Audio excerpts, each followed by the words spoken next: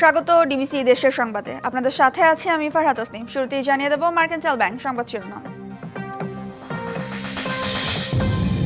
নিম্নচাপে নদ নদীর পানি বেড়ে ৬ জেলায় স্বল্পমেয়াদী বন্যার পূর্বাভাস। উপকূলীয় এলাকা থেকে নামছে পানি, ভেসে উঠছে ক্ষতচিহ্ন।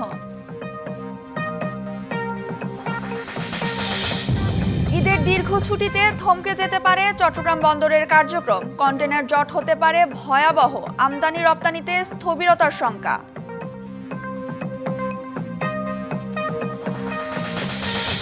প্রায় ২ যুগ পর আওয়ামী লীগের ঘাঁটি গোপালগঞ্জের কোটালীপাড়া বিএনপির সম্মেলনকাল। উচ্ছ্বসিত নেতাকর্মীরা, ত্যাগীদের মূল্যায়নের আশা।